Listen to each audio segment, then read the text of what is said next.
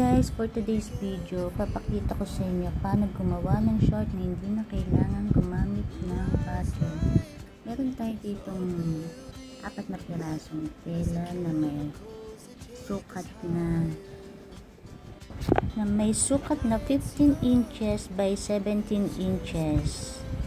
Mula sa gilid, mag-measure tayo ng 3 inches.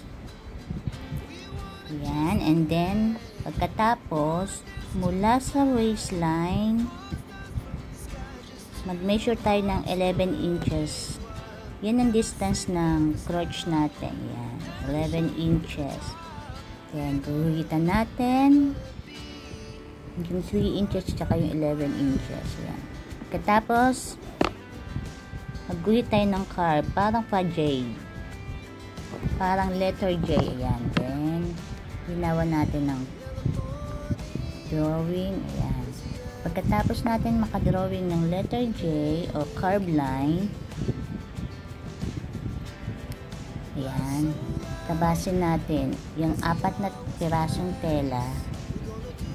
Ayan. Ayan. Pagkatapos natin matabas, mag-measure tayo ng 1 inch mula sa kabilang side ng crotch line. Ayan. Then, tabasin natin yung 2 pirasong tela lang guys ha. Iwan natin yung 2 pirasong tela. Ayan. Tapos, measure tayo ng 1/2 inch sa kabilang side. Then, guhitan natin. Katapos natin guhitan, tabasin uli natin yung 2 pirasong tela. Ayan guys, yung 2 pirasong tela kasi 4 na piraso yan. Ayan, iwan natin yung 2 piraso sa ilalim na hindi tatabas. Katapos nun tabasin, mula sa side ng crotch line, measure tayo ng 1 inch. Then guhitan natin ng pa-slant. Doon sa side guys,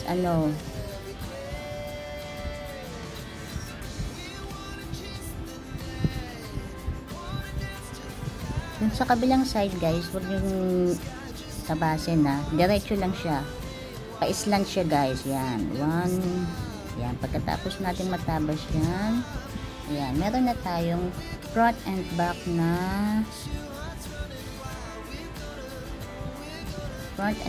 short. Ayan guys, yan.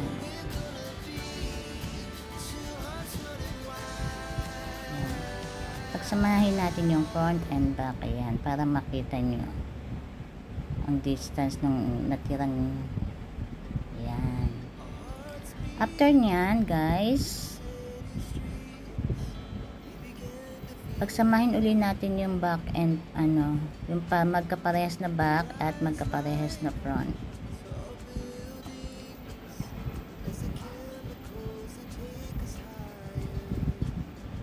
Then, mula doon sa ilalim ng crotch line guys, mag-measure tayo ng 1 inch. Then, gumuhit tayo ng pa-slant. After nun, gupitan natin yung ginuhitan natin. Ayan.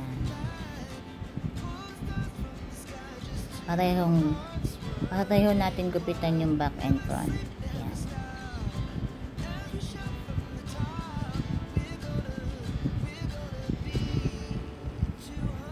Guhit, then tabas.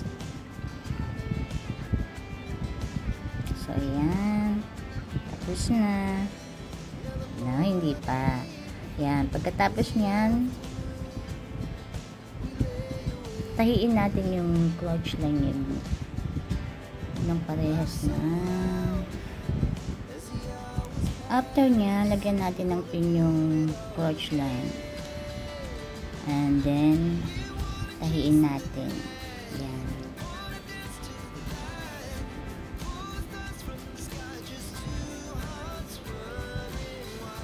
Yan, lagyan natin ng pin. Or clip. Pin or clip. Kahit ano, basta kahit ano pwede nyo gamitin. Ayan. Then, tahiin nyo yung crotch line. Crotch line ng back and front. Yan muna. Yan.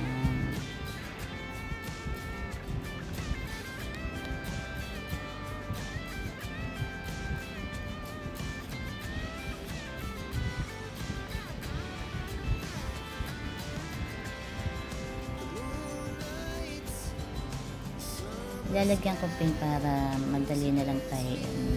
Yan. Pin or clip, kahit ano, basta mapagdugtong yan. Then after nyan, agingan natin. Yan. Then ayan, tapos na aging.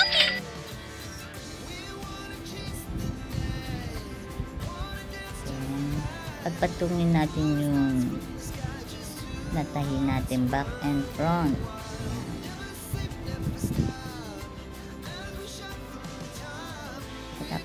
After yung pagpatungin yung back and front, tahiin nyo yung magkabilang side, tsaka yung crotch nya, yung punja, ayun.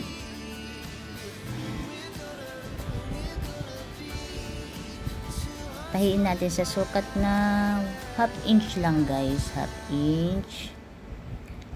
inch sewing allowance. Yan.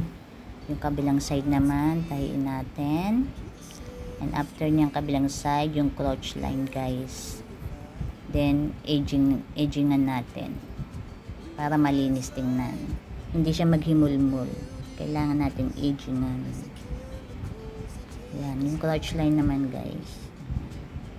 Ganun lang guys. Madali lang gumawa ng short. Walang kahirap-hirap. Hindi mo na kailangan bumili.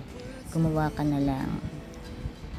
Kung meron kang time, kung wala ka namang time at meron kang pambili, bumili ka na lang. Char!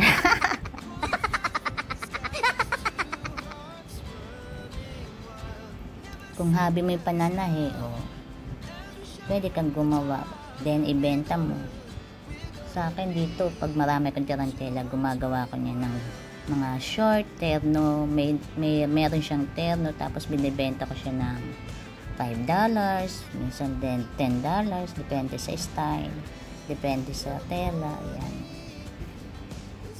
Ayan. After nyan, agingan natin. Tapos na guys. Then, tapos na siyang ma-agingan. Sunod naman natin tahiin yung laylayan ng short chuck, and then yung pagkabit ng garter. Unahin natin yung tahiin yung laylayan ng short sa sukat na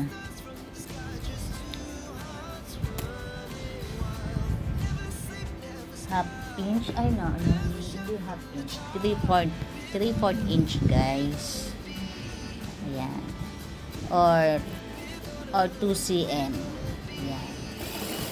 Around 2 cm or 3/4 inch. Ayan. Parehong laylayan ng short guys. Tahiin nyo sa sewing allowance na 3/4 inch or 2 cm.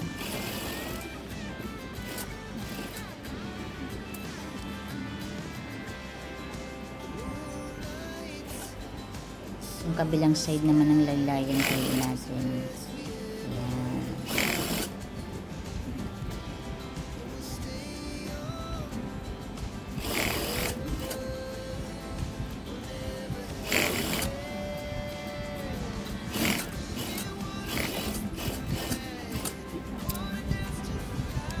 After nyan, matahin yung laylayan ng short. Sunod naman natin yung bewang niya. Kabitan natin lagyan natin ng garter sa may sukat na 30 inches. Yan. With ano na yun guys, with allowance na yun. 30 inches. Depende sa sukat ng bewang niya. Yan. 30 inches plus sewing allowance. Kasama yung sewing allowance na 1 inch. Bali magkalalabasan niya ay 29 inch ng waistline. Ayan. Then kunin natin yung center. Pagkatapos natin kunin yung center, yan, ikabit natin dun sa gitnang bahagi ng short. Ayan.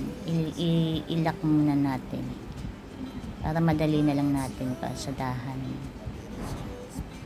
Technique ba? Ayan. Katapos nyo ilak dyan sa parehong gitna, pasadahanan natin, dire-diretso na lang na yan guys. Huwag nyo tahiin yung garter para mahihigit nyo yung garter. Ayan.